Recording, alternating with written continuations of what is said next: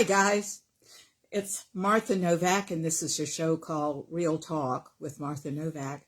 I'm awfully glad to be with you all today. It's a beautiful fall day here. I don't know when some of you are going to be listening to the show since these things are archived, but I wish you a good day, no matter where it is and that you are and and what the weather is doing, you know. Guys, we have been talking, doing a series on creating the life you want. And I didn't want to end that series. Actually, the series never ends, does it really? Not really, because we're all always talking on the show about how to have a better life and confronting things that block us from that. But today, we're going to talk about an aspect that can sabotage that, which is self-sabotage. So I think that some people will have a vague idea that they're self-sabotaging themselves, but we don't really put words to it and find out why. You guys might want to have a pencil and paper, pen and ink, and paper with you, because there's some things for you to consider. Well, hello, Angelica. I'm so glad that you tuned in today. Thank you. And Peter, you're here too. I'm delighted. And I see a lot of my old friends now. Thank you so much for tuning in. I'm just thrilled. Okay, so that's what we're going to talk about today. You know, I think the phrase self-sabotage really shocks a lot of people in my when I'm working with them. You know, I'll in a therapy session bring it up. You know, I think this is a perfect example of self-sabotage, and they're rather shocked by the words because I believe, hello Sheila, because I believe these things are embedded habits. You know, they're normalized, and oftentimes they're inherited. So I think that they're not seen as self-sabotage. We just have a general sense of it. So I think that that's the power of talk and a show like this, is for us to put it on the table what exactly qualifies as self-sabotage. And I found a wonderful article, which is 12 common ways people self-sabotage their own happiness. And this is by Nancy Carbone, Carbone. And of course, I'm going to launch off from this article because my job is not just helping you feel better and getting you through these issues, which is definitely part of my job, but to also, what do I want to say here? Take you to consciousness, open your mind so you can see more globally, you know, and that's really what we do here. When the issues are go dormant and they're not controlling your life, what happens is that you wake up spiritually. It's an amazing thing. We have 4 bodies. You've heard me say this: mental, emotional, physical, and spiritual. And there's too much energy usually in the spiritual body for almost everybody. Things that shouldn't be there are things like rage at my father and my mother for not protecting me, and deep levels of avoidance, and many, many more things. So thank you so much, darling. I appreciate that. But guys, those of you that are listening on Blog Talk Radio, I'm often talking to people on Facebook Live that are writing me or sending me a little something, a little note, like Angelica said, important topic, yay! So I'm always glad when somebody thinks something I do is important. Thank you, sweetie. It is an important topic to talk about and to put on the table. Anyway, all joking aside here, I think this is critical for us to talk about.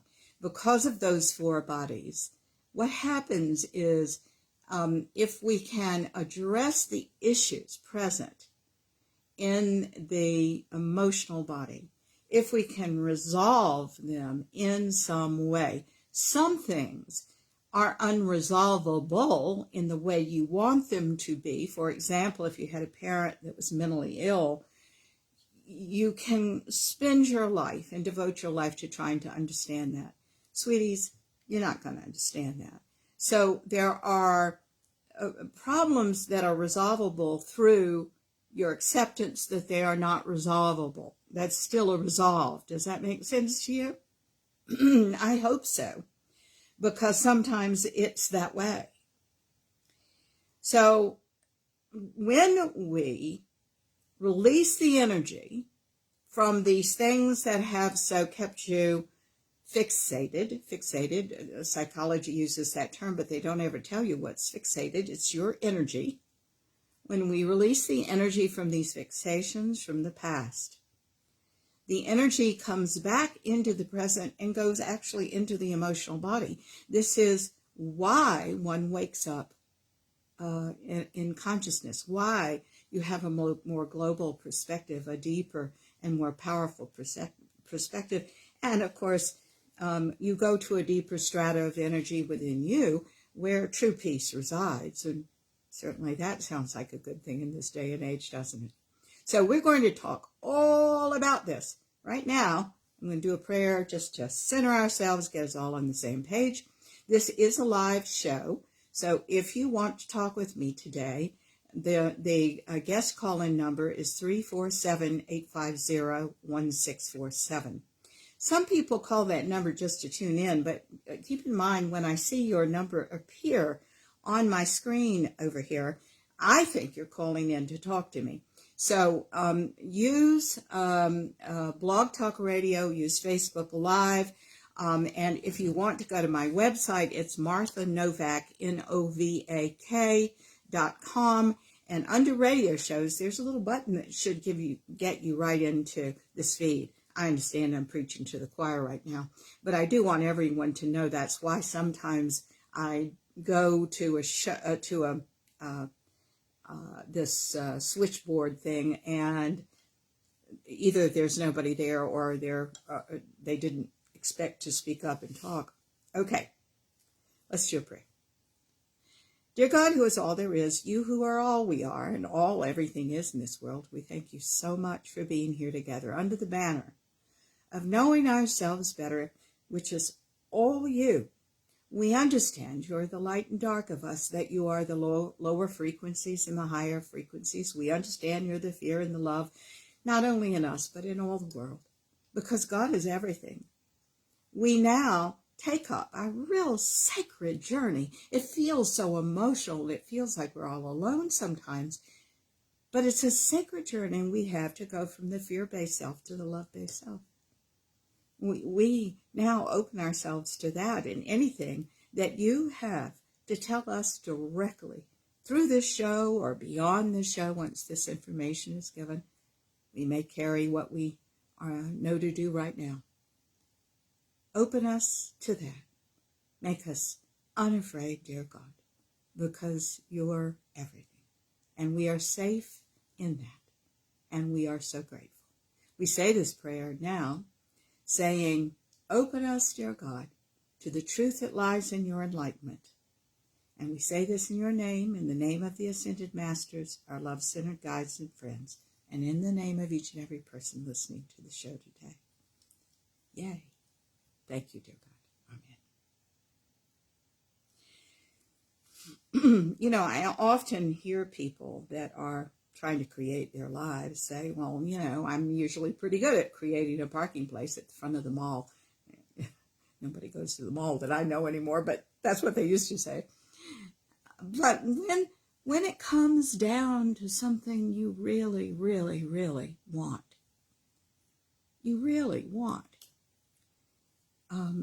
that you so desire, a real lack of faith sometimes kicks in.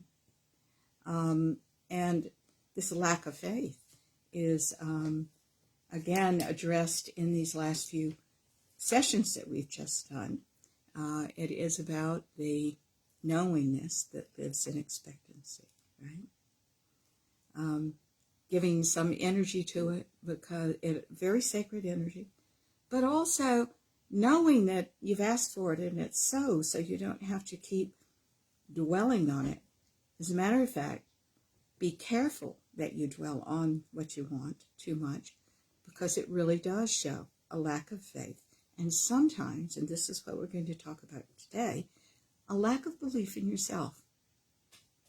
Okay?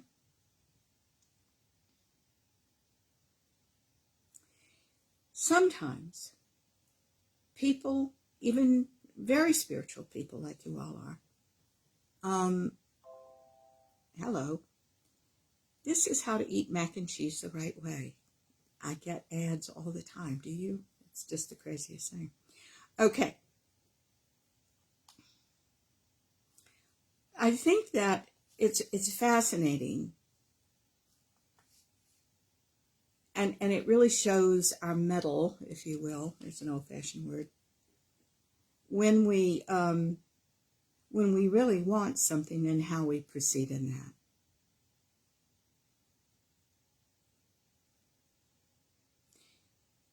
One of the things I want to put on the table, not in this article, is that you can just move very easily through life creating what you want,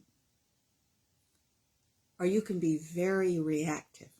I will get that. And it's a very fine line between those things. You know, I think it's important that we all get the reactive energy out. Nobody likes to be confronted with negativity. I think negativity is honestly one of the most unattractive traits I've ever seen people have. Now, I'm not over here judging that in a therapy session. My job is to get you through it. But in life, let me tell you, that's not attractive to me. And when I hear someone doing it, you bet I got an internal and external sometimes, depends on who's doing it, dialogue going on inside of me. Oh, thank you, Angelica. Well, you just touched my heart. Thank you so much, my darling. To counter that, I have a dialogue that goes on. Again, internally, most of the time. Externally, if it's my husband or somebody, I'll say what I think. Dears, it's extremely important not to let negative information go by you, because the danger is that it goes in your subconscious mind if you let it pass. It's extremely important. I've lectured on this in the past, that it's extremely important for you just not to have the television on idly or the radio on just idly.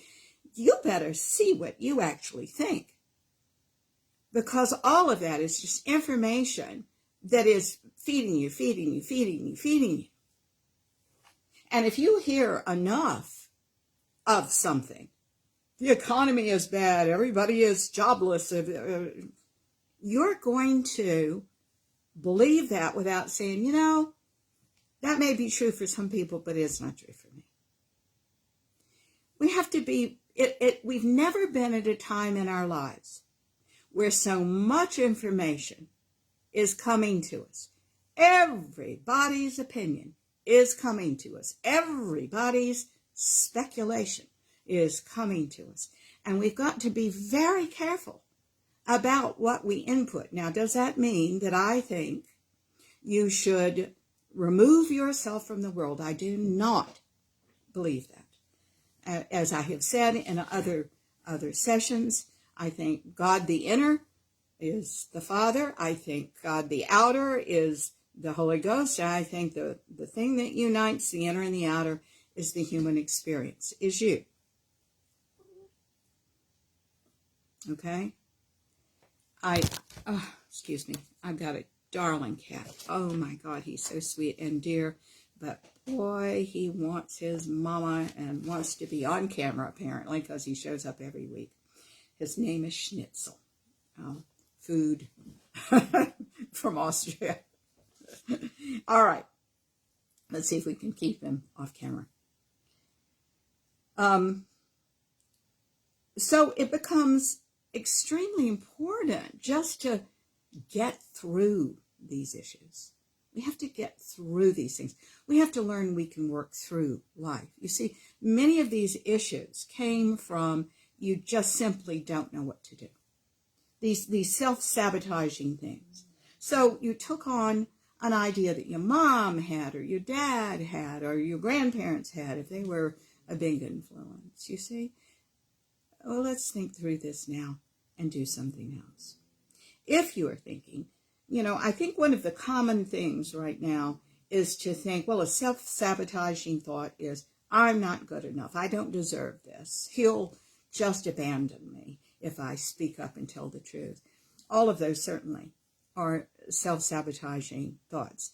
Those are obvious ones. There are some that are not so obvious, and those are some things I want to put on the table today. We think, on a shallow level of us, that one of the things that perpetuates this, I'm trying to get the computer off the screen, one of the things that perpetuates this is low self-esteem, and that's really true. I, as a therapist, am much more concerned with what caused that. Why do you have low self-esteem? Now, I'm putting that on the table. That's certainly not part of this article, but I'm putting that on the table because there's not an end to your self-development. I think we all, at one point, particularly in our ego child's mind, we all go, oh, I wish, I've done all this work. I wouldn't, the drama, whatever. I am really going for some deep things. I have some clients who were reared very histrionically by histrionic parents, and they go, oh, I've done so much work. I'm so depressed. I thought I was further along. Oh, give me a break. If anything's going to stop you, well, that will. Okay? And, of course, that's what it's for. Don't be fooled by yourself. This is a lifelong, wonderful unveiling of authenticity and love and who you really are.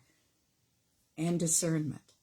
This is not one of those airy-fairy systems. This is not, oh, let's just love everybody. No, it is actually seeing everybody as they are. And certainly loving the whole system of humanity. But it is being smart. And it is being reasonably careful. It is using all the gifts that are inside you right now for your wonderful life. And that's called potential. Okay. So, I certainly mentioned this last week, and I want to lay it as a foundation here. Everything starts in energy. When we're in the womb, and we're nothing but undeveloped love, certain things happen, little things. We're getting all sorts of information through the chemicals that we have that are connected to, of course, Mama. Mama feels them, we feel them. But in our undeveloped state, we're innocents. And so we don't understand some of that information. So we store it. It's just energy, but here it is. We store it. When we're born, we start living our lives, and we have these things stored, and we want answers to those. Now, I'm using highfalutin words. This is all energetic. These things, for you to survive, certain things need to make sense. Your life needs to make sense. All right? This is what the ego and ego child's mind does. How can a child make sense of a terrific emotional pain if the mother went through that, you see? So that's stored. And then you get out and you start, and again, this is an energetic process. You start looking for the things emotionally that explain that. And here they come, by way of negative thinking of issues of many, many other things. You understand? So, if we, and we go through life collecting evidence of what we felt energetically in the womb. But is it true? Is it true for your life?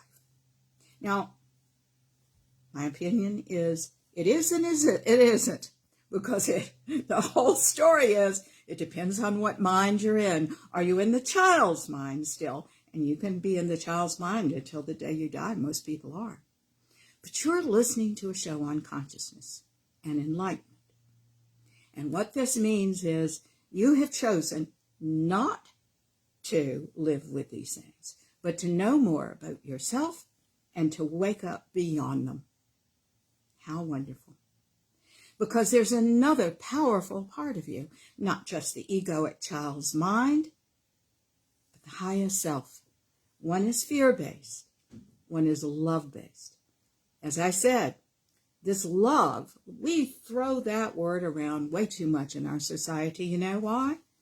Because nobody understands the kind of love that I'm talking about. This is a way of being. This is who you really are. It doesn't mean you're dumb. It doesn't mean you're in fantasy. It doesn't mean any of that. It means you're using your potential as love itself. And as that, you're discerning, you're smart, you're using your talents, gifts, and abilities. You are looking at what you're doing. I often say, and you've heard me tell this story, I often say that people are really misguided about what we're talking about right now because, for example, if you look in a mirror and your hair is all weird, what do? Well, you usually reach for the comb or the brush and you comb your hair, right? That's what you do. But if we were using that analogy for this and issues, you look in the mirror and you see issues, okay? When you see issues in life, when somebody tells you you've got an issue, we yell at the mirror or we'll walk away from it and choose not to see the hair.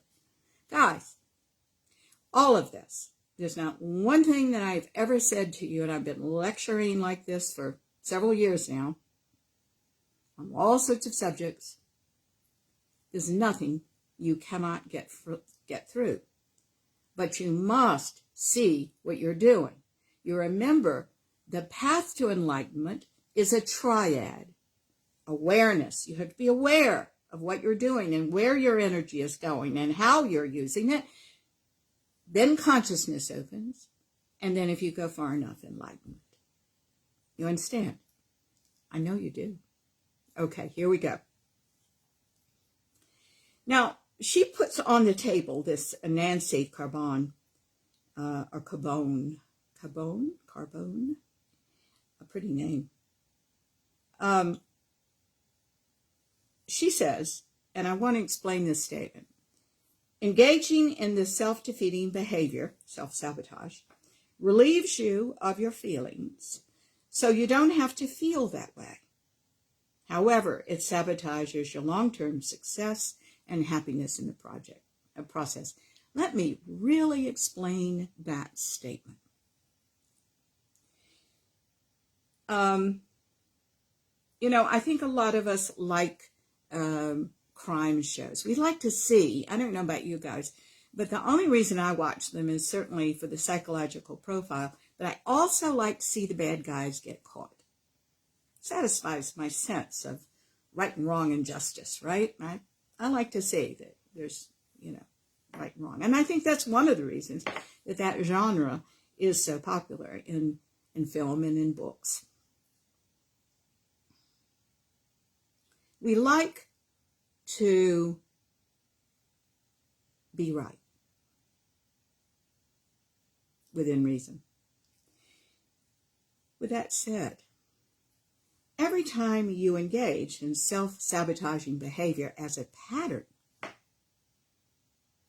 you're saying you're right. It's the same satisfaction level. It's hitting that same,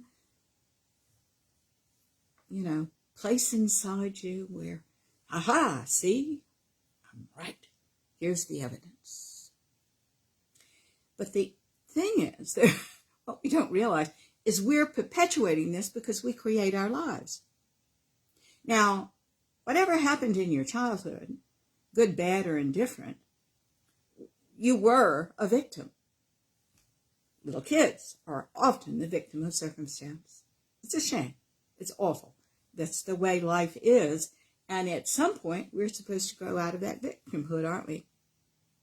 We're supposed to know what to do. We're supposed to not attract those people anymore. We may attract them, but we want to spot them a mile away. Anybody that is abusive or like mother and father in some way. Not by avoidance, but by discernment.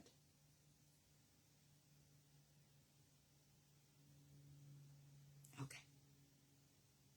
Now, so engaging in self-defeating behavior is very satisfying because there's the evidence again. Yay! There's the evidence again. Temporarily, it relieves you of anxiety because here's a way psychologically that you make good things bad and bad things good. If you've got a great opportunity in front of you, it's giving you anxiety. So you self-sabotage. That relieves the anxiety. You've blown it. Evidence. Life is just like that. You may have some depression and you get up again, but the anxiety is relieved. You understand that.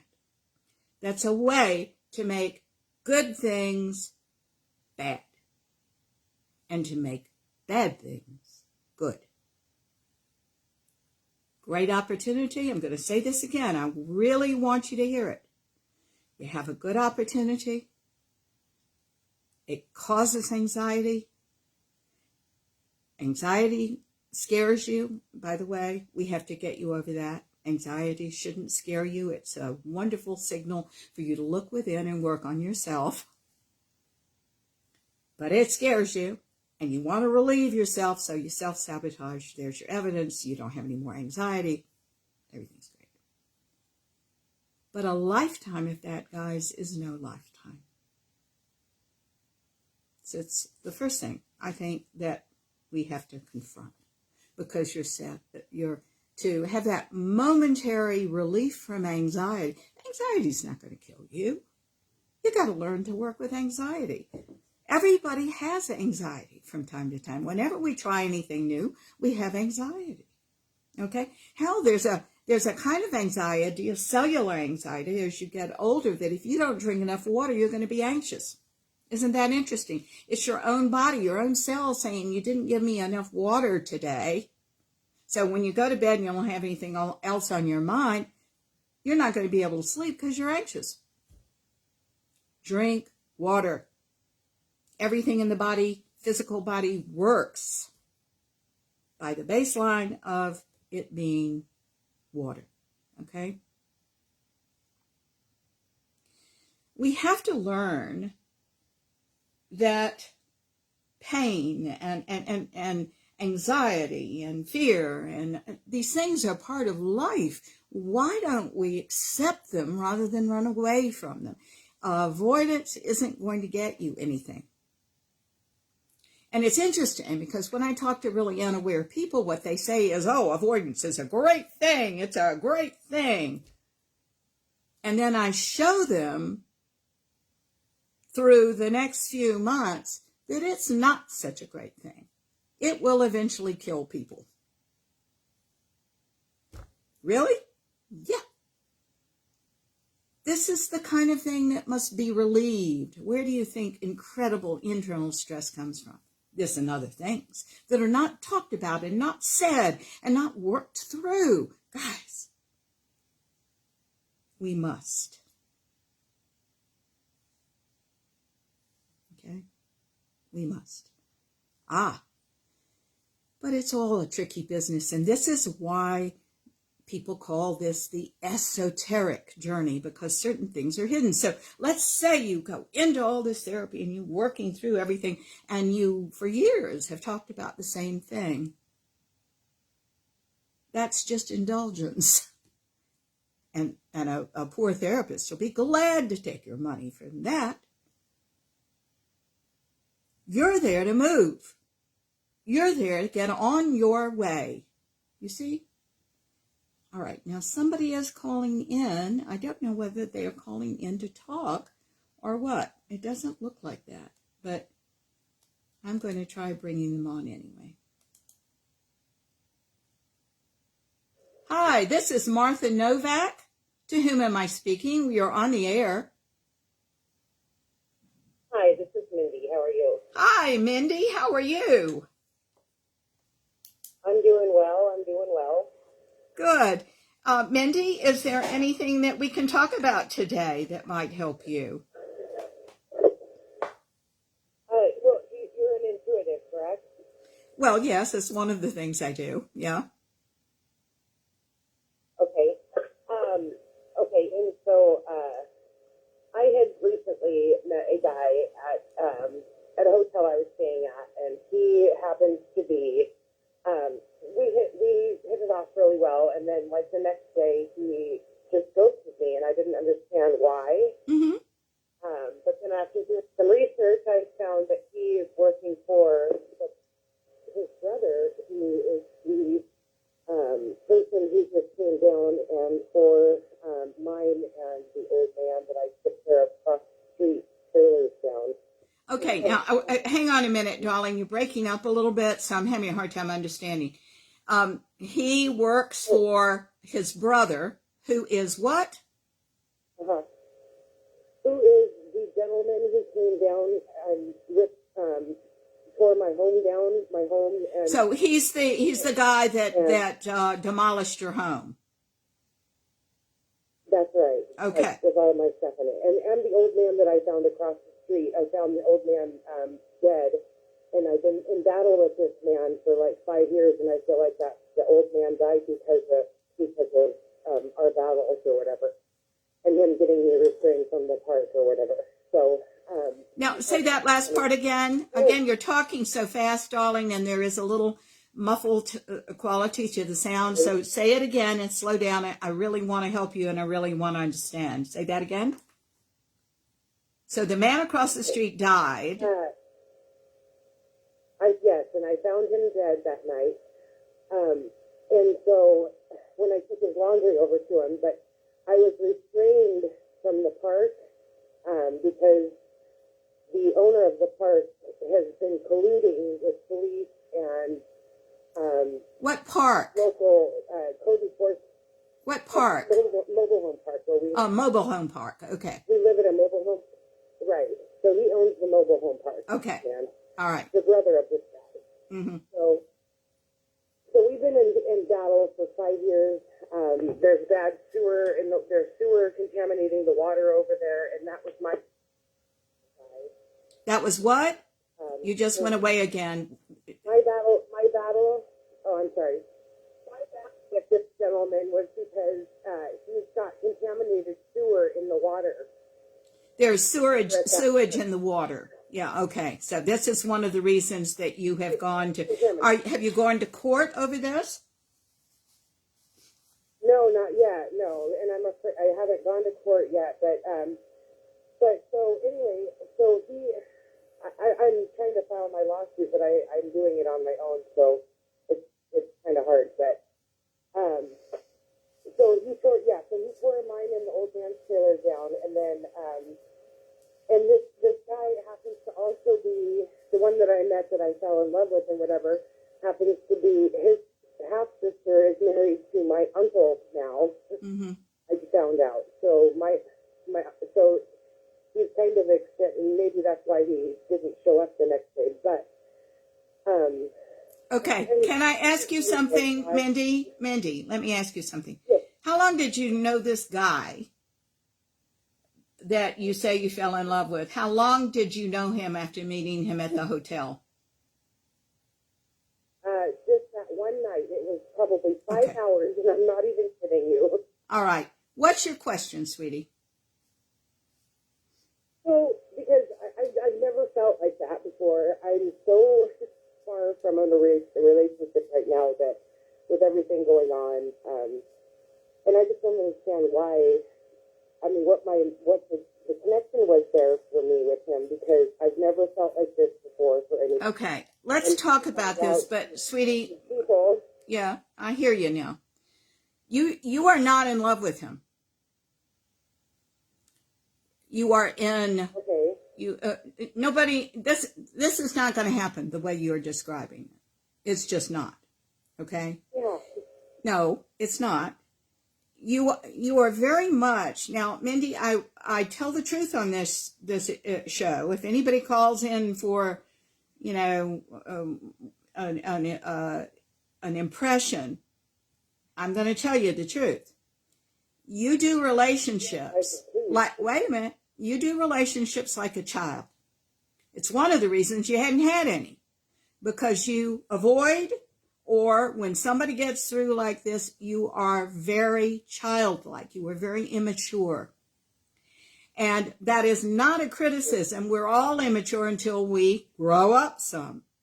What is going on here is something that I would need you to be in session to find, because I'm not going to go that deeply on a radio show. But you drew in someone who was not good for you, that was very much like a father figure. And you call that love. Oh, nobody, I've never felt this way before. There are some characteristics there that are very fatherly and remind you of a father or a fantasy father that you had. This is not love, sweetheart. And what you're describing is a very complicated situation with a lot of arms that all are holding up a sign saying, don't you get involved in this. If you feel like you have got to pursue this lawsuit, are you still living in that park? Oh, no, I've moved out. He ripped my trailer down. No. Why did he rip your trailer down, honey? It's not.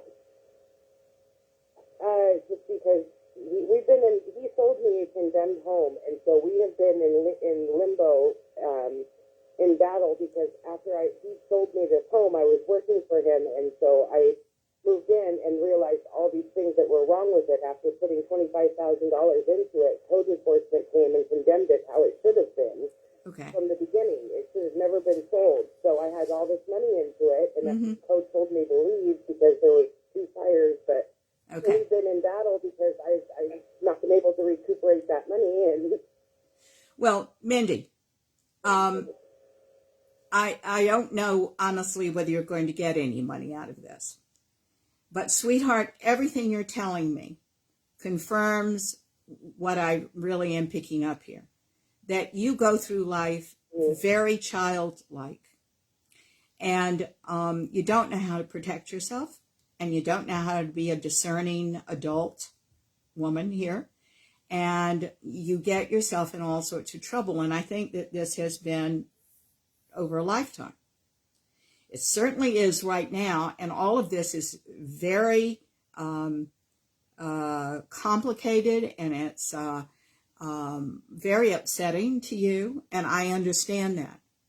But what you're being asked to do through all this is to look at why these things keep happening to you and why you can't make better decisions, okay? And it's not only about how you live and how you do business in the world, but it's also about how you do relationships. And I'm going to say that that's what Spirit is calling you to right now, is to look inside and to break these old destructive and self-sabotaging patterns. Now, I'm going to ask you to listen to the rest of the show, okay? Because we're going to address not one, but several things that you are doing that must be corrected in your thinking. And sweetie, people say all the time, oh, well, I can't afford therapy. I can't afford this. I can't afford this. But you can with somebody. I mean, ministers who have some level of this will help you think better and do it for free as you sit down and talk to that. There are a lot of healthcare professionals that will help you out there. So you just need to start somewhere and start looking around, because you're kind of an innocent right now, but you're a very gullible and naive innocent. I think you're very dear, don't get me wrong, but you can't go through life like this. You got to be smarter. No. Okay, so forget this guy, okay? That was all fantasy to begin with. I'm sorry, I'm still protecting me from the cat coming through. No, you can't be here. Forget this guy. The whole reason that you're alone right now is that there's a lot going on that it shouldn't be going on. And you say, I don't really have time for someone like this in my life. And I don't think you do. I don't think you have time, but more importantly, I don't think you have a clue about how to create a good one. So what I'm going to encourage you to do is get some help for all of this, because you've got lots of patterns going on. They all go to the same thing. And this is your childhood, that nobody really instructed you on how to take care of yourself. They probably were children too. I'm picking that up. And you've got to learn now. You know, the nice thing about life, my darling, is that at some point we have these wake-up calls and we go, okay, I heed them. I get it.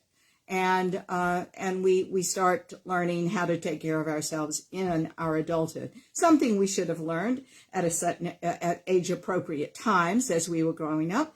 But these things, many times, they're not taught. So we get it now, okay? Now, that's the best piece of advice I can give you, all right? This isn't about the guy. This isn't about the sewer. This isn't about the trailer. This isn't about how much money you lost. Because right away, that was a very bad decision to have moved into this trailer park and into that trailer and to trust this guy. You see? I got to have you better, smarter, and deeper with your decisions, your discernment, and your ability to read people. All that is in you, but you're spinning around on the top in all these terrible things that happen to you and that, by the way, you create through your victimhood because you feel like that from the time you were a child. So at least that's familiar energy, but it's not going to serve you from this point on. You understand? We've got to have you make different decisions now. And you've got to learn how to do that and find somebody that's going to help you do that. You understand?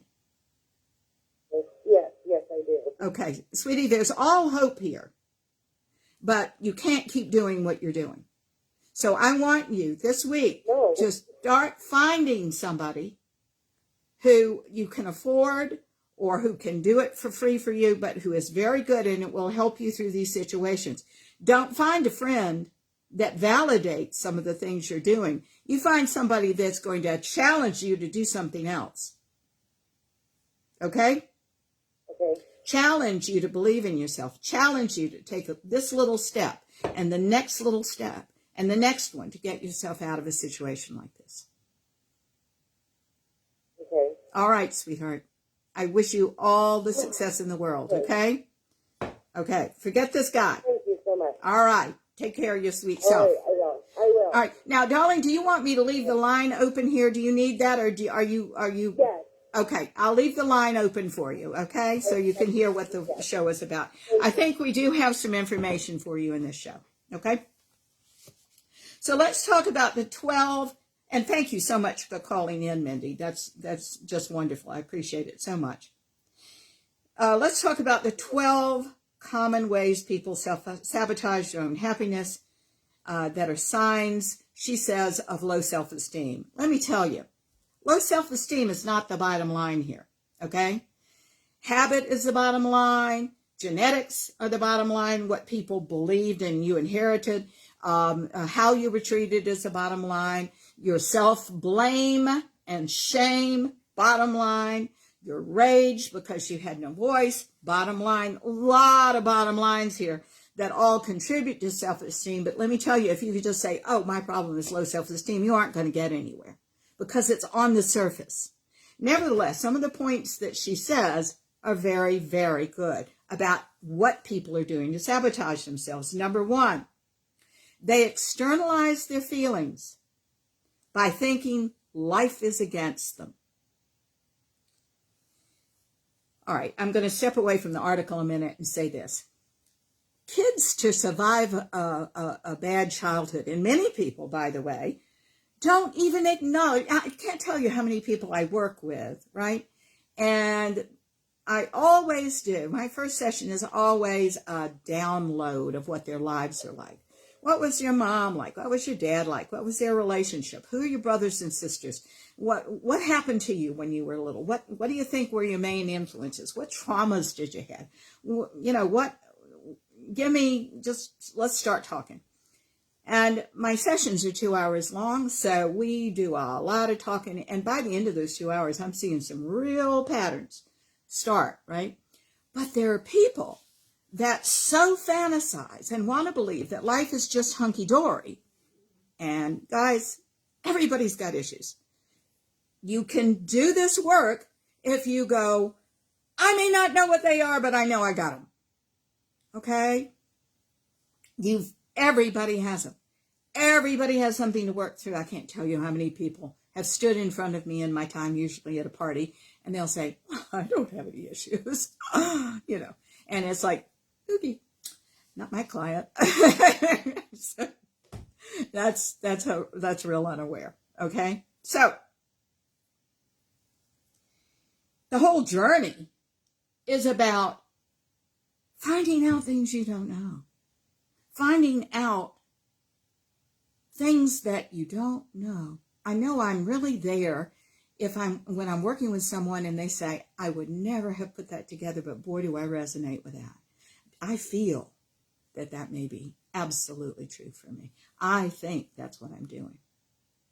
When I have somebody in front of me that just denies everything, what I work on is the denial and the not being able to face the truth. Because we've got to have, this is a therapy that stands on the firm soil of reality. And you've got to learn that reality is a good thing. Not fantasy, not avoidance, not all these devices that we use to cope, but reality. And as you have learned in the series that I just gave you on creating the life you want, you're creating this. Consciously and unconsciously, you create what you got. Instead, she goes on to say, okay, what I was going to tell you is, this is not the article. For a kid to cope, they do 3 things. And this is where some of our issues do come from. These are the things that let the issues live in the world. Kids normalize the experience. I mean, I've worked with kids that were actually beaten and beaten up in their home. And I've had 32-year-old, 35-year-old people in front of me say to me, that happens in every home, right? No, it does not happen in every home. So you've got to find out what's the range of normal for you and what should not have existed in your home that was traumatic without normalization. You have to face the facts. Number 2, the other thing we do is to generalize. If we had a father that was very violent or something, we say all men are bad. And that's not true either. That's a generalization. She calls it something else. What does she call it? She calls externalizing things. I don't think that's as specific a term. I think a more specific term is generalization. You generalize, well, my dad's this way, all men are this way. Now, guys, it doesn't just go with gender. I see men all the time and women that will say, well, women are this way because your mother was, right? So we got to find those generalizations and break those because those links are not healthy for you. The third thing that kids do to cope in their early childhood home is they elevate these issues, these things like self-sabotage, like self-sacrifice, like all of this. By the way, anything to godly proportions. I'm more humble. I'm more what God wants if I put up with this crap. That is just blooming not true.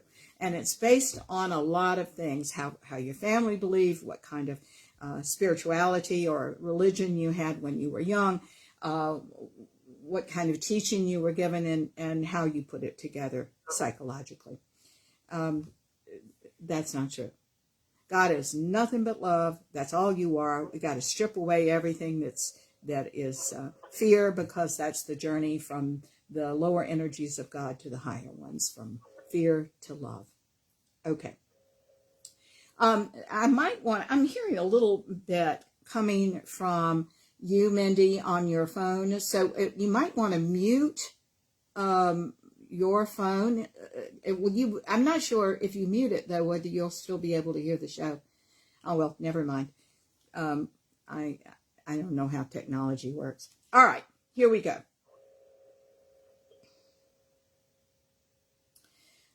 She goes on to say, as we're talking about externalizing feelings by thinking life is against them, you end up thinking that everyone else thinks you're not good enough. Your boss, your partner, your family member, a friend. You start to think, and by the way, God, let's put that in there. You start to think life is too hard, and you give up because you don't believe in yourself. So you don't push forward to your aspirations. The fact is, you beat yourself up more when you don't know how to handle a problem. So find out how to handle a problem. Find out how to work through your problems. I often do that with clients because I have clients that believe this, right? And I have to show them, all right, so your computer breaks down. What are we going to do about it? What's the first thing you're going to do? Second thing, third thing, fourth thing, fifth thing. What are you going to do? Let's work through the problem. Once they see they can work through every problem, what's the point in thinking that all life is against them? I'll give you a story too, and I've said this story a long time ago, but I'm going to say it again now. You've got to think like an adult, which means if there's a problem, go find out what the problem is. Don't just avoid it and run away. I had a client that was working with a company, and her boss gave her a mention of something that was upcoming, a project that was upcoming or had the potential to be upcoming. And then they went immediately into a meeting without really talking about it, right? My client brought it up in the meeting because she wanted to make sure she got all the information she needed at this board meeting or at this company meeting so that she could proceed if indeed they were going to do that. She was shut down immediately by the employer.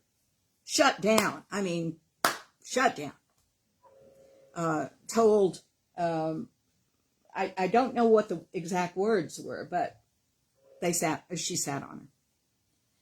My client felt publicly humiliated because that's the family she came from. By the way, public humiliation. So what is she looking for?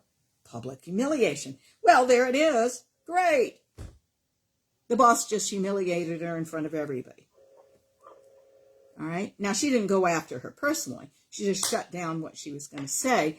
And to my client, it felt like she was not valued. Her ideas weren't worth anything. Nobody was going to give her what she wanted. And remember, what do I say? There are only two things that you ever react to. All issues are about two things. I never get what I want and you don't care about me. Both of those were hit. She was devastated. This was a Friday morning. She stewed about it all day Friday. She went home that night. She stewed about it. She was going to quit. She was going to have to leave her job. She couldn't continue like this. She went through Saturday like that. She went through Sunday like that. By Sunday night, about 11 o'clock, she thought, I've got to go and say something to her. Now, that's the mature thing, is you go and you say, what was that about? The interesting thing is this woman, this boss, adored her. So this was out of character for her. So a mature person that doesn't have all these triggers about nobody likes me goes in there and says, what was that about? I'm trying to do something else with it. What was that about? She had finally, after 3 days of hell, gotten to the point where Monday morning she went in and she said, may I talk to you personally? What was that about? And the boss said, oh, I'm sorry. I didn't mean to appear sharp. It's just that I told you that in confidence. I forgot to tell you that was in confidence. We don't want everybody in the world jumping on the bandwagon and having an opinion about that until we figure this out. Made worlds of sense. She had a completely spoiled weekend because of a childhood issue. Nobody likes me. Guys, that's bull. I'm going to tell you that's bull right now. That nobody cares about you, that you're never going to get what you want. If that's part of your childhood, those are core issues you're going to follow all the way through. But let me tell you, they'll go away. And they should. Those are the ideas. And you have your own versions of those things, by the way, that we've got to root out your version and how you're making good things bad and bad things good. This is how you free yourself from this. By these deep thoughts of what you did psychologically with, here's the word, the energy. The energy results in how you think, what you feel, and the behaviors that come out of those things. It's all energy. If we can change the energy, we can change the behaviors. Okay? All right. So here's a perfect example of how she was just, the first thing she went to was evidence. Evidence that nobody liked her. Evidence that she wasn't valued. Evidence that she was not going to get what she wanted. Evidence that she didn't matter. Was it true? No. You do know that these issues that we're talking about are based on appearances, not reality. A child doesn't know what reality is. But a child is so self-involved, as they should be, that everything is relative to them. So it's not that the boss has an agenda that's apart from yours. It's that nobody likes you. Guys, you have a lot of misunderstandings about yourself and other people in this world. About God, about family, about partners, about who you really are. Important that we find those things. All right. I get tickled. She says something about, believe in yourself. What does that even mean? Guys, there are infinite reasons that you self-sabotage. All of it results in that nice big umbrella. You don't believe in yourself. Okay? You got to find out what the details are. Find out. Think past the obvious. Number 2, they do not trust or support themselves. I'm changing that a little bit. They do not trust or support themselves. She goes on to say, yes, Angelica. Angelica, that is an incredible statement you just made. I'd like to address that. Angelica has said, and I tell people that are on Blog Talk Radio this because they can't see the screen in front of me. She says, I feel sometimes that the mind gets confused between the feelings of the past and the feelings from the present. That's quite brilliant. So let's explain all that, Angelica. What you are talking about, the confusion, is between two minds, not just one mind, okay? It's between two minds. You've got the ego child's mind, the part of you that thinks like a child. As an adult, we can go to our graves still thinking like a child at 102. This is the part of us that has formulated what we think about ourselves and other people in the world based on appearances. It is fear-based, and it is self-indulgent. It's all about us, us, us. That's a child, right? Okay. You've got another mind. And this is the highest self mind. It's, by the way, the reason you're listening to a show like this. instinctively that these are two minds, two parts of you. Actually, it's the same mind, but one is low frequency and one is high frequency. Do you understand that? But sometimes it's better to say, which mind are you coming from, as if there were two minds. Well, there are two minds energetically. There's one that thinks like a child, there's one that is the adult, and the adult mind is the one that has more global perspective and is making decisions out of a real abundance of who they really are as a love, which is all-encompassing, you know? So these are the two parts of us. The reason we get confused is that we've spent all our life listening to the egoic child's mind, right? And we've got to realize, wait a minute, there are certain characteristics here, and I'm going to try to give them to you now. There is a self-indulgent quality to the fear-based child's mind.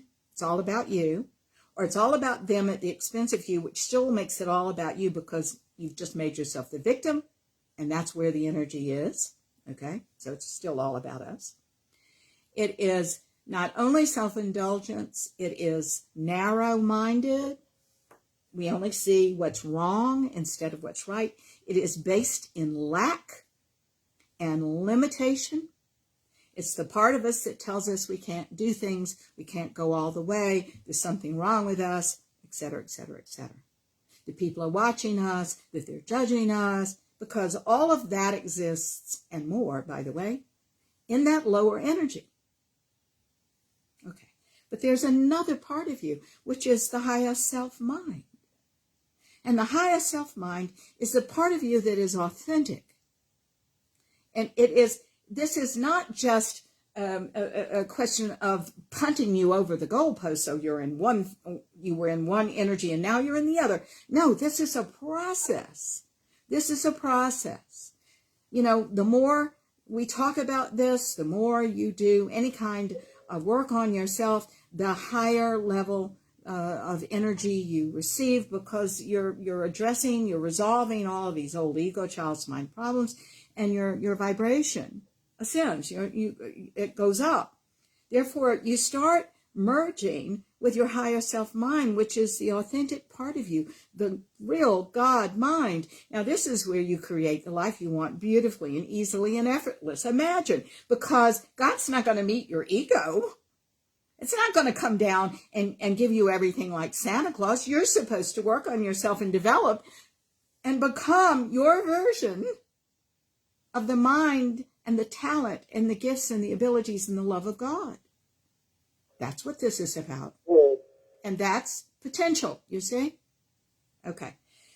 So when we first start out, it gets very confusing because we think that some of our ego child's mind thoughts are our higher self thoughts. That's not true. The higher self always has a formula. Ego doesn't. It's all about the individual, right? But the higher self has a wonderful formula, and that is you and me together create an agreement to agree or disagree. It is a mutual win-win, even if we are not agreeing. It's a mutual respect. It's a mutual love. I love it when people are debating and that kind of thing, when it's done with a wonderful frame of mind. I love to know what other people are thinking. You know, they are kind enough, my friends, to know what I'm thinking. We don't have to think the same thing. It's perfectly all right as long as we have mutual respect for each other, and that's what's created in the highest self, you see. Now, what is confusing you, my darling, is what I have mentioned before. Psychologically, we make bad things good, we make good things bad. And sometimes we actually need a guide, a therapist, or someone to straighten out our thinking here. What am I doing? What am I doing? Here's the thing and the reason why one needs that. Your ego child's mind, the part of you that thinks like a child, the part of you that's fear-based and believes in lack, that part of you just wants you alive. It just wants you alive. It doesn't care about you being happy. And that part of you was extremely important before you were 7 or 8 years old, because you needed to survive. But by the time we all get to be an adult and life is disappointing and we're not working out and we've got patterns and we're limiting ourselves and we're going, what the hell's going on here? And we've got to realize that our job is not surviving anymore. It's waking up to our potential and being and getting over our ideas of limitations and challenging these things. So our missions, if you will, change. Some people never realize that, and their issues, their mission to the day they die is survival. But you're either surviving or you're creating in your potential. Which way do you want to use your energy? So, darling, you might need to talk with somebody. Why not, right? To get that straight. And that's one of the things that we certainly do in our program almost immediately is, and it takes a little while, it's not, a light switch that goes on, but there's got to be you listening, you actually recognizing when you're in the higher self and when you're in the lower energies. It's so delightful when I've worked with people for a long time, and I have people I've worked with for 20 years, 21, 22, 23 years, because they know what they're doing. They'll say, this came up today. Now you say, oh my God, you have to be in therapy that long. This isn't that kind of therapy. This is your potential you're working on. How great can you be? Huh? How great can you be? I think you're pretty great. See, you're pretty great without all this work. But if you're called to it, as I was, and it's a calling, then we've got some work to do. And while we may be very histrionic about, I've done so much work on myself, and now I'm still not there, you're never going to be there. But life gets better. Thank you, Angelica. I appreciate that. Okay. They don't trust or support themselves. Guys, I don't think... she goes on to say, let's read what she says first. You don't trust yourself, she says. So you don't make your own choices about the directions for your life. You make excuses. Excuses, yeah. At one point, I always know I'm getting somewhere with somebody when they're sitting across from me on Skype or in person, and they say to me, I can't think of anything that isn't an excuse not to go on and do whatever the next step is. And I know that's a real good sign, because they've already challenged a lot of the egoic child's mind, you see? Because everything's an excuse. Your limitations, it's all an excuse. Now, here's the thing about therapy. You have to be heard before you can start resolving these things. Because there's a little kid inside of you that never had an advocate in this respect. And you've got to be that. But staying there, living your life out of that, a real good thing that I hear from time to time with people is, I have to stay my truth. Well, that's just the ego child's mind masquerading as the higher self. It's still the ego child's mind. You don't have to say anything. You have to know what the truth is. And then you need to go on and get beyond it.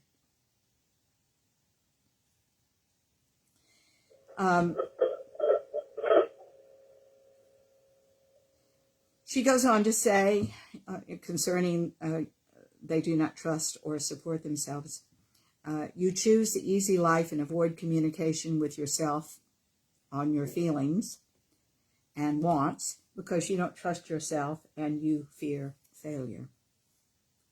Thank you, sweetie. Yeah, Who doesn't feel failure? That's part of life. But if you believe you are a failure, that's different. That's when you cross the line in pathology. In other words, I failed at this becomes I am a failure. That's the problem here. When you have defined yourself, identified with these negative words as you. Look, if you fail, what did you fail at? You failed at partnership, a partner, okay? You failed at a job. You failed at getting a job. That's one instance. But you've learned in life, when something like that is on the table, to make that a pronouncement of your life. It's one instance. So clean up how you think about this. You see?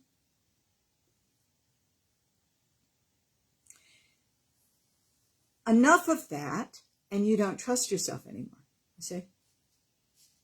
Because you've got to pronounce it on your life. You're a big old fat failure. Guys, that's just bull. You've probably never been instructed on how to deal with things in this instance. Let's learn. Let's learn. Okay? All right, number 3. They go along with what others think. Whoops, excuse me, barking dog. Couple, thank you. You know what we have? We have little raccoon babies on the porch. And we also have a skunk baby who's maybe a teenager outside named Luna. So when they show up, the dog thinks this is the most wonderful thing in the world. So in spite of my putting the citronella collar on him that squirts citronella so he would stop barking, nope, doesn't work. Sorry. He doesn't hate it that much. Okay. They go along with what others think rather than thinking for themselves.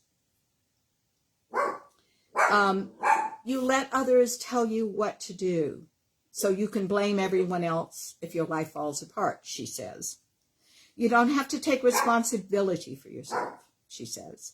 You sit back and let others steer the direction of your life because you feel everyone else knows better than you, deferring to them rather than taking control of your own choices. You think others know better about yourself, and you avoid thinking for yourself. But do you realize when you're doing this, guys, for all these reasons and more, you're actually giving your God-given power away. You're giving your power away. You have to learn to think for yourself. And guys, I don't know many people that have a developed sense of this. Some people are extremely smart and have done very well in life, but they have learned somewhere along the way to think for themselves, to be accountable for their own choices and what they've done. And if you're not, here's the thing, if you're not, you can't then turn around and create something wonderful because you're not taking responsibility for what you have created, even if it's a mess. We have to have you do that. We have to have you say, you know, even if I'm making a mistake here, it's my mistake. And somebody said, and I don't know who wrote this, but I have often thought of it when I'm lecturing on this. Someone said, there's glory in a great mistake. Maybe we should find the glory in the great mistake. And remember, that mistake is only about one thing. It's not a pronouncement. Okay? We condemn ourselves with these pronouncements. I want you to stop that. That's ridiculous. Make it about the one thing it's about. You've heard me lecture too on the primary emotion, the secondary emotion. Primary emotion is just about what happened in that instant. Don't go into the secondary. That's ego, child's mind. Angelica, that's another really good way of seeing that. If you want to know more about this primary and secondary emotion, listen to last week's show. because I think that was on the 10th, because that, we talked about that, all right?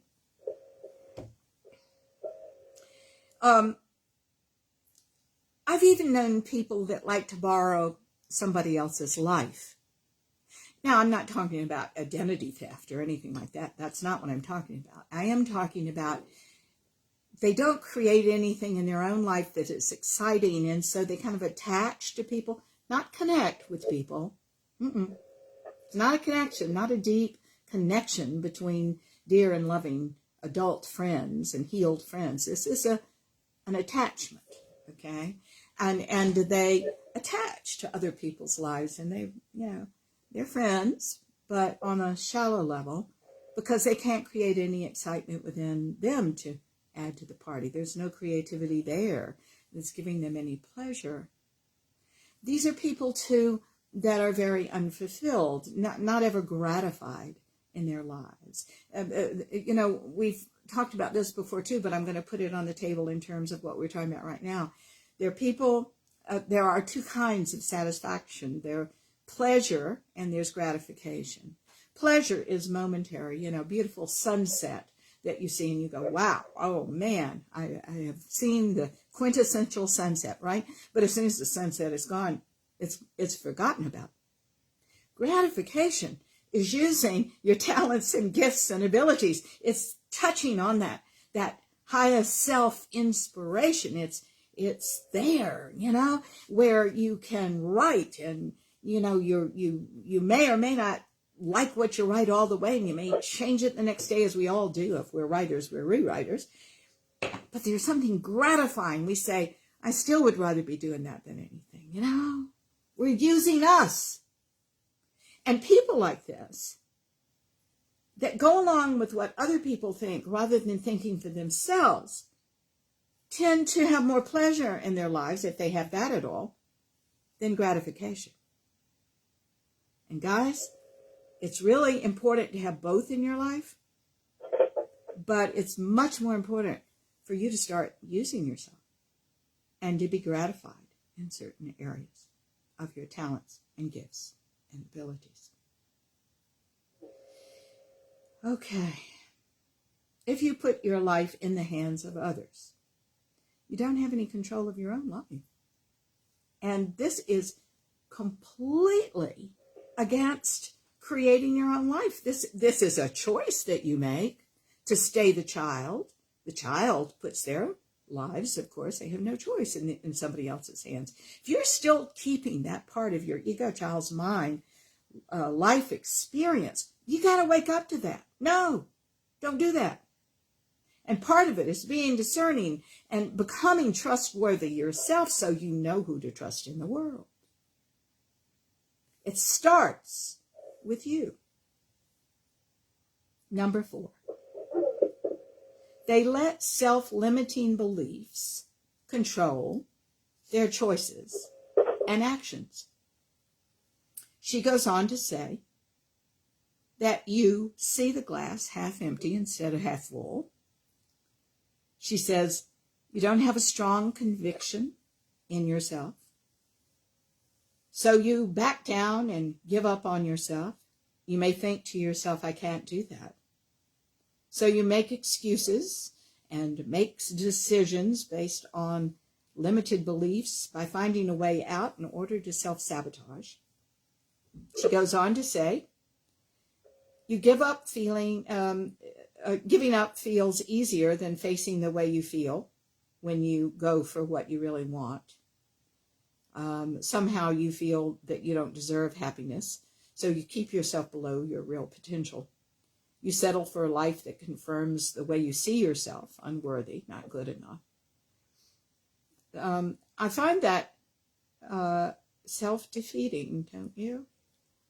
And we're doing it by these beliefs. We must challenge them. We must find out who had them. You may have inherited these things. There may be something you've never forgiven in yourself. There may be something that you're deeply ashamed of that you really don't want to look at. I say, let's look at it. Let's talk about it with somebody who is a trusted other, who can really help you see a more global perspective. Guys, please.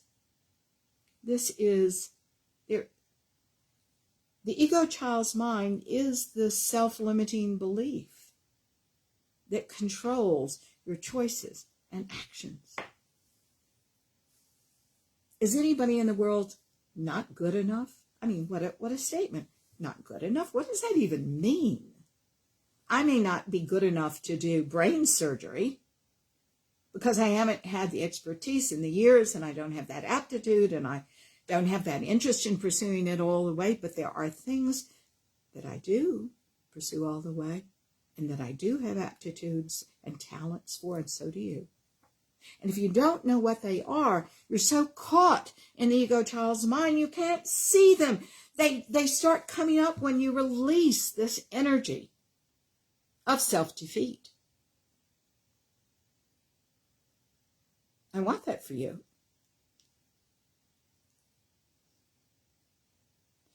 There is a prayer here that I wish you would adopt. Instead of believing all this crap about yourself, the mantra becomes right action, perfect time. Right action, perfect time. Surrender to that, darlings. That's God. That's the higher energies of God. Right action, perfect time. I don't know what the right action in the perfect time is. I'm just going to cooperate with the higher self, because the higher self does know. You understand? It's not in your conscious mind, perhaps. Not at all. And if you think it is, be careful. Because by the very fact of you knowing, that's a limit. That's like saying, I want to be rich, but I only want to have it through the lottery. And then you miss all the opportunities, you see? You cannot limit your mind.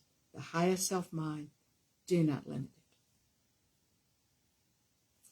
All right, 7 minutes. I'm going to try to finish this. And this, by the way, that last one that I just said could be inherited. Your mother and father could have believed that. Or one of your parents. Okay. Could it be generational for that matter? Number 5. They want to be rescued. She goes on to say, we all may live in perpetual crisis. By the way, hi. Thank you. Peter said he likes that Bulls comment. You know, Peter, the way I feel about it is if everything is God, even some of the words that we say, ooh, bad word, are God too. And I just don't, I just say sometimes, we have the appropriate words to express the energy. That's all I can say, and sometimes they slip out. All right. They want to be rescued. They want to be rescued. If you live in perpetual crisis, guys, you probably inherited something called the histrionic personality disorder. The histrionic personality just means somebody who is very dramatic and very, there's always a crisis and something to react to. The interesting thing about being histrionic is it keeps you on the surface of your life. You look like you're feeling deeply, and you're not. You're just dramatizing everything on the top. So if you live in perpetual crisis, I'm going to ask you to look at that in you and look at that in your family, because really, that's something that needs to go. How do you live in perpetual crisis? Well, you don't just have to make everything really dramatic, but you can do things at the last minute to see how far you can push it and how much you can get away with. This pattern can cause you to end up relying on others to help you get out of hot water because you have negated yourself for so long. We can ignore things like our health, and it results in a health crisis. And this is also the tendency that many of us have to give up because you enjoy feeling taken care of. I lost a dear friend of mine who died, who made these choices 3 or 4 years ago because she had never been cared for in her life, and she wanted to be cared for by her parents and wanted to get their attention. What she didn't realize is they were still going to be assholes. Sorry for me saying that. It's true. And they were. And she died. And I don't think anybody learned anything. I think they just became even more avoidant about their participation in any of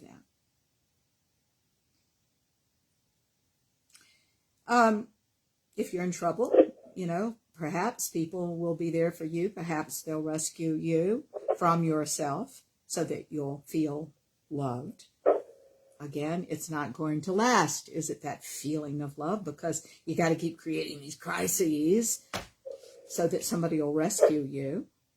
And you let others be responsible for you. We're back to that again.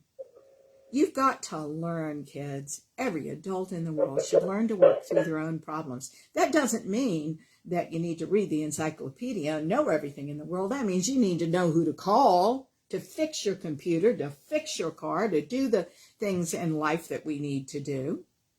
You need to know how to work through emotional problems so you can get back to balance. You need to know the adult responses and do them.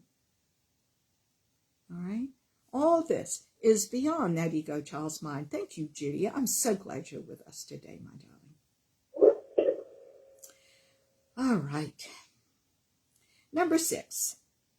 They are there for everyone else except themselves.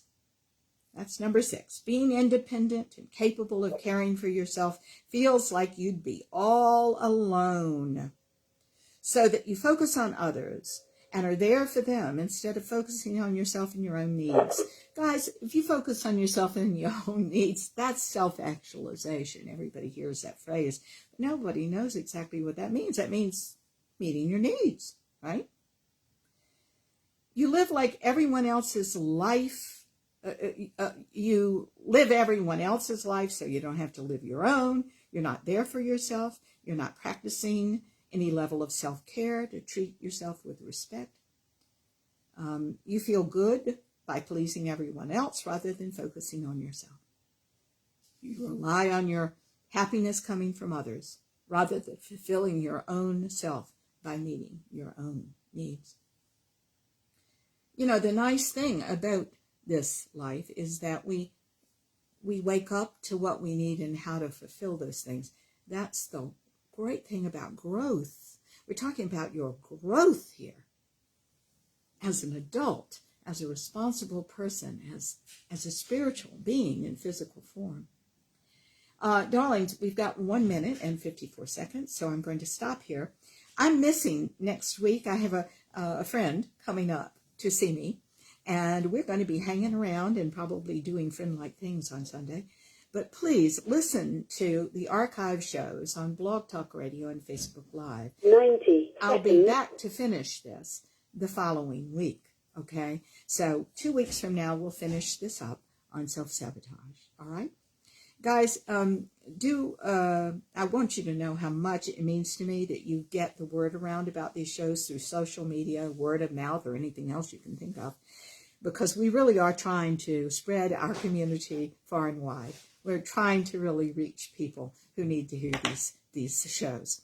And they're on a whole lot of different subjects, but really they're about one subject, and that is living the life you were born to live in your potential. That's what it's all about, isn't it? Darlings, take care of yourself out there, please, and let's do a quick prayer. God, thank you so much for all of this that we've been given today. We open ourselves now to what we must do for ourselves, and we thank you so much for the opportunity for this community to come together and for us to live in your energy and in your word through us. Thank you so much, dear God, and we say this prayer now in your name, in the name of the Ascended Masters, our love-centered guides and friends, and in the name of each and every person listening to this show. We thank you. Guys, stay well and healthy out there, okay? 10 seconds. Love you a lot, and thank you very much for for tuning in today. Thank you, Angelica, for sharing this last remark. Love you. Bye-bye.